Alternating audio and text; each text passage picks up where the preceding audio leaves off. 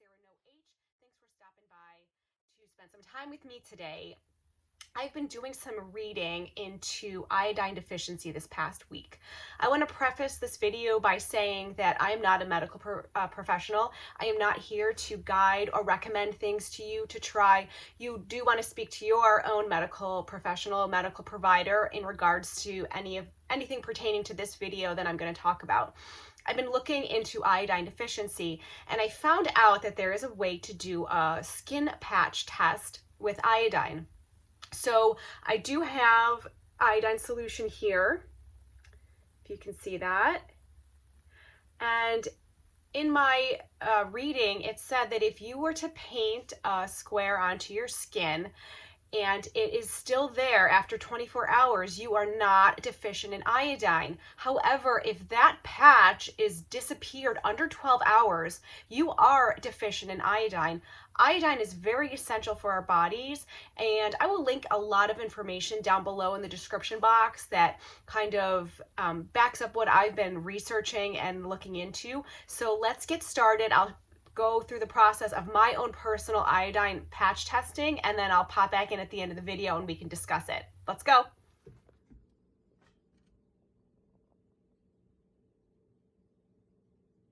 I'm reading this book, Gut and Physiology Syndrome, or the Gaps, by Dr. Natasha Campbell-McBride, and I read this section here, which is on hormones, page 69, and it's talking about doing an iodine patch test.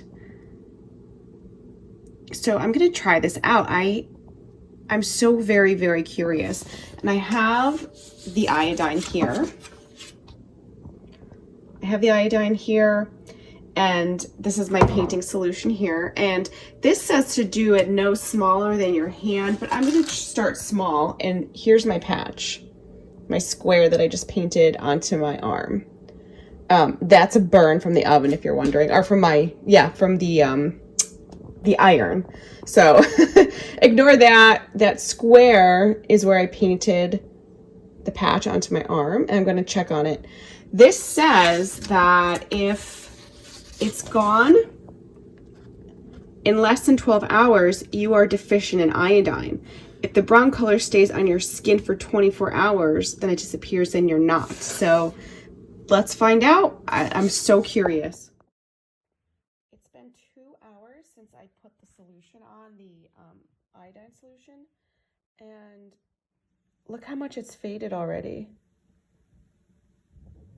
I'm pretty sure that this is going to be completely gone by 12 hours.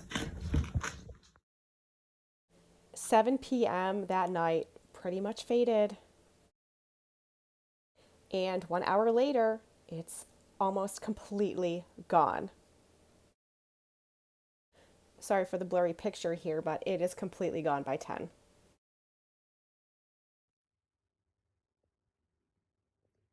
Okay, so this is the next morning, and I'm applying another round of the iodine to my arm. And then I'm actually going to leave this on my fingers here because I want to see, this is much oranger. So I tried to put it on with a Q-tip and it didn't really come out so dark, and this is pretty dark. So we're going to check on the iodine and the iodine. It is about 10 a.m. This is 1 hour later, and this is after me just sitting at my desk working, and it completely disappeared. And on my arm, it's almost completely gone as well. By 2 p.m., very, very faint amount left on my arm. And you saw the previous picture, so there was nothing left on my hands whatsoever at this point.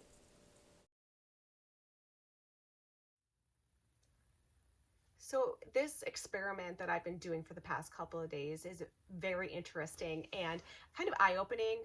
I think my next steps are going to be to talk to my doctor when I go in for my physical at the beginning of July. Iodine is really essential in the body, and you need a certain amount of iodine in your body in order for you to make a chemical known as the thyroid hormone.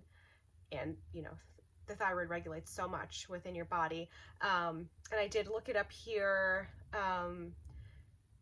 Low levels of thyroid can have symptoms such as fatigue, increased sensitivity to cold, constipation, dry skin, weight gain, puffy face, muscle weakness, elevated blood cholesterol, pain or stiffness in the muscles or joints, slowed heart rate, thinning hair, depression, poor memory, and then in women, a heavier than normal period. And ways that you can get more iodine: fish, eggs, nuts, meats, breads, dairy products, seaweed, iodized table salt. And, that just goes to show you, even if you're really hypervigilant about getting in your macro and micronutrients, you can still be deficient in minerals, vitamins, and other things that your body needs. In levels can drop dramatically. So I'm very curious to have some blood work done. I have my blood work ordered for my physical, and I will bring it up to my doctor as well. I think I'm going to try doing the patch test a couple more days and see what happens, but I am so floored at how quickly my skin just soaked up that iodine. And I can honestly say that the past couple of days I have felt better. And I don't know if that's psychosomatic or what, but I feel like I have more energy. And I don't know if it's related to that, which is something I'm going to talk to my doctor about. Again, thank you for taking the time to look at this little investigative video with me. Have you ever heard of an iodine skin patch test? This is the first time I've heard of it. I'm sure it's been around for a really long time, but as I do more research and reading on my own, I'm just discovering so much out there that is new to me, and I'm just trying to share that information for you as well. Again, please contact your doctor or medical provider if you think that you may be deficient in iodine. I'm definitely, I eat a good amount of eggs and nuts and meat and dairy products and seaweed. So I don't really know what would have caused an iodine deficiency, and I will talk to my doctor about it, and I will check back with you guys and let you know what my blood work says and then what my doctor says about this whole iodine skin patch test. Again, thank you so much for spending some time with me today. Please like, subscribe, and share. I'd love to have you as part of my YouTube family, and I cannot wait to check back with you soon, and I look forward to it. Have a great rest of your day.